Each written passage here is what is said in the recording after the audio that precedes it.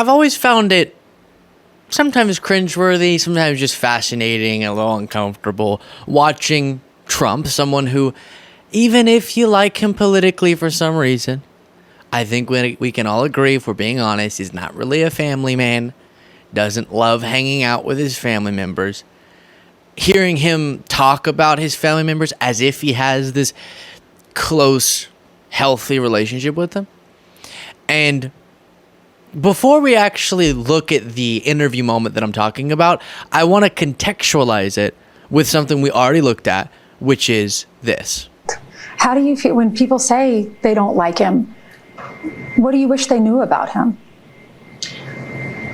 That he's really a family man. He loves his family. He's such a family man, Cohen, that he has a bunch of different families. Right. See, he's a major and a tremendous family man. Let's just break this down. If you read my book, Disloyal, you'll see at least a half a dozen different scenarios where he literally says some of the worst shit about Don Jr. that you could ever imagine. That he is the worst fucking judgment of, and these aren't my words, these are Donald's words, that Don Jr. has the worst fucking judgment of anyone he's ever met in his life. Ivanka, he wants to sleep with.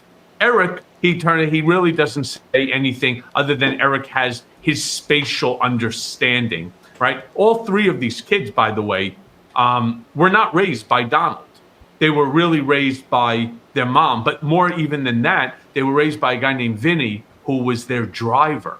And I'll never forget when Donald wanted to fire Vinny, they all stepped up and they said, if you do, we're actually leaving. It's the one thing that we will not let you do. He was more of a father to them than their own father. Tiffany, the redheaded stepchild that nobody even knew from. I mean, if I can tell you stories till tomorrow about, she would call, he'd roll his eyes. And I feel bad because I actually happen to know and like Tiffany. And then, of course, there's Barron.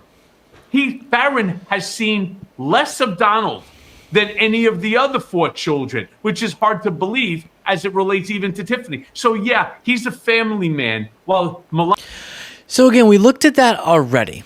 But I think it helps to, like I said, contextualize this interview moment where he talks about how he raised his children and his priorities, his principles on that. And this is, again, apart from the Dave Ramsey interview that we already reviewed, but we haven't yet looked at this part. So here we go. Convention with Eric and Donald. Got to spend some time with both of them. And you're right, they're impressive. How do you raise great kids? What'd you do? So the grandkids are turning out. The granddaughter killed it. We have how good was she? Wow, she's a great golfer, by the way. She's a great speaker too. She was good. She was a beautiful person in every way. She took over that whole Republican convention. And Kai, our beautiful. By the way, I have no problem with calling, someone calling their granddaughter beautiful. Of course not, and describing someone in your family as beautiful. Given what Trump has said about Ivanka, the long list that you're aware of, we won't go through it here, the just disgusting things he said about her, I get a little bit more weirded out when I hear him discuss his granddaughter here. If you enjoy this show, please do click that subscribe button. Easy, free, simple, but makes all the difference. Back to the video. Remember, though, what Donald Trump Jr. said. Guy, what do you think? Getting makeup make me look sexy like you? I think you look very beautiful. Thank you, Kai. I'm glad you think I look very beautiful. Make me look sexy like you. Learning from his dad in terms of how to speak about one's daughter. But here is this again. Raise great kids. What'd you do? So the grandkids are turning out. The granddaughter killed it. We have how good was she? Wow, she's a great golfer, by the way. She's a great speaker too. She was good. She was a beautiful person in every way. She took over that whole Republican convention. And Kai, our beautiful Kai. So what's your parenting style? The one thing I always told my kids: no drugs, no alcohol, no cigarettes. Now, In my day, there were no drugs. There was alcohol and cigarettes. And he goes on to expand on this principle.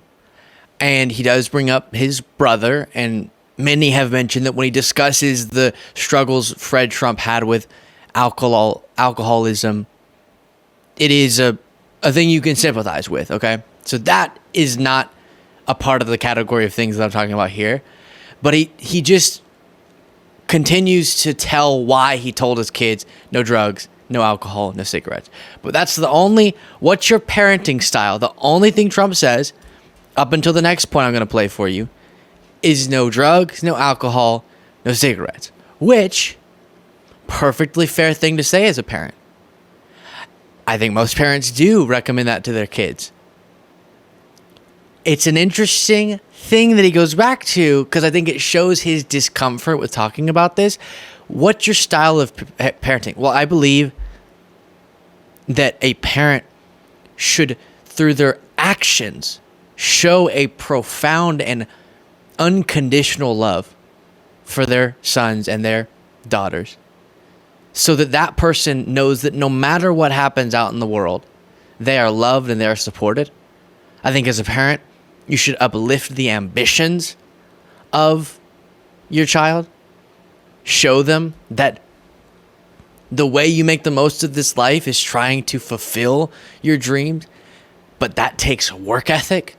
And so instilling, through sometimes a little bit of tough love, but love, work ethic that will lead them to a place where they're more capable of accomplishing the things they want to.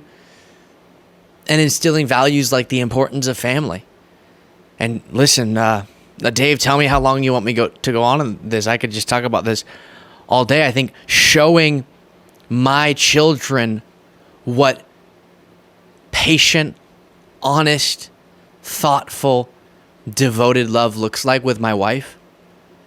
For example, I would never cheat with a porn star on my wife. I would never, while my wife is taking care of our newborn, have a porn star spank me with a magazine. I wouldn't do those things, just as hypotheticals, because I want to show my children what devoted love looks like. That's another thing I think has led to the success of my children.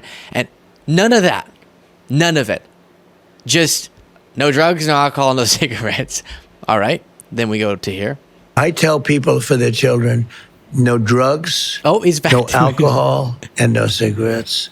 They obviously work really, really hard. How'd you teach them work ethic? They have to like what they do. If they don't like what they do, they do. My kids like what they do. And I would say genetically, I'm a believer in genetics. I like it. I'm good at doing certain things. And, racehorses are like two slow racehorses. This is an impossible question for Trump. Tell me, what did you do to instill work ethic? Well, they have to like what they do. Genetics. No drugs, no alcohol, no cigarettes. Genetics. That's how you raise a good kid. Wow. Put that in a book. Doing certain things. And, racehorses are like two slow racehorses don't produce a Kentucky Derby winner, right? That's not the way it is.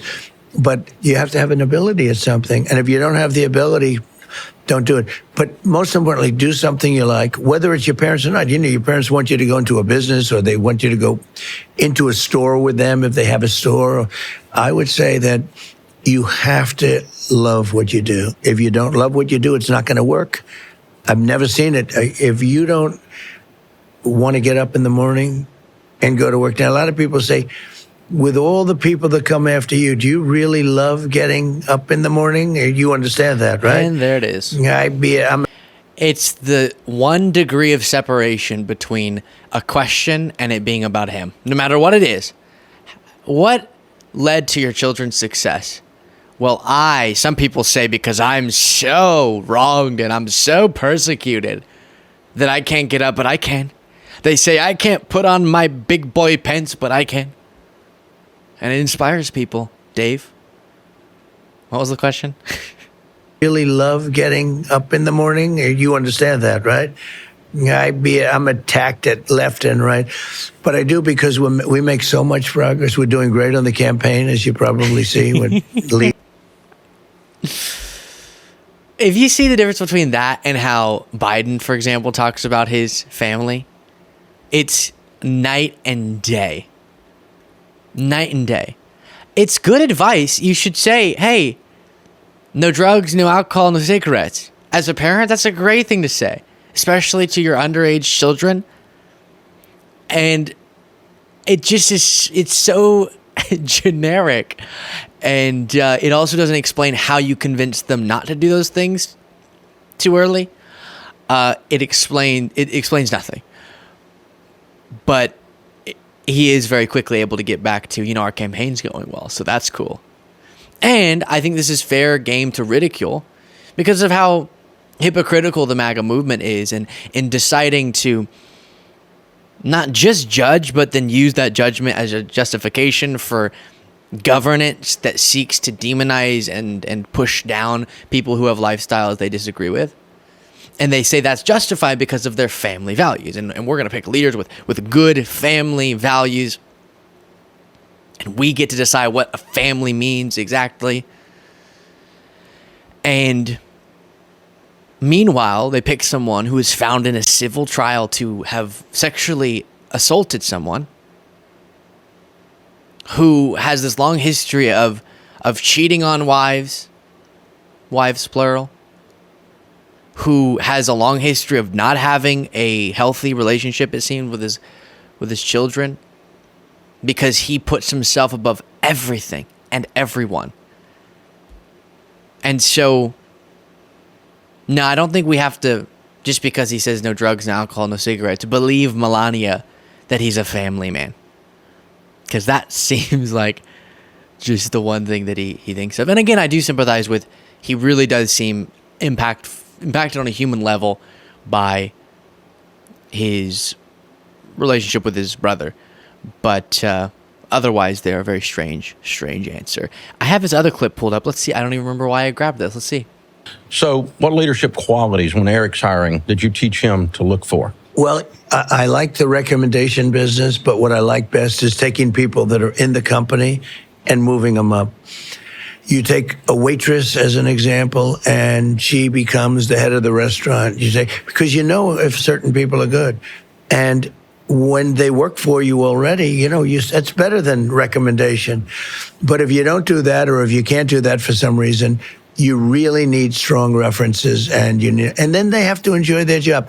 If they don't enjoy their job, they're not going to be very good at it.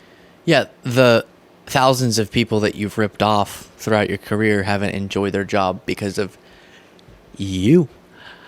I'll leave it there. Let me know. Am I correct to get weird vibes from when he talks about his family, or am I reading too much into it? Do I have Trump derangement syndrome? You can tell me in the comments. And if you want the bonus show, you can get it. It's so close to you at all times.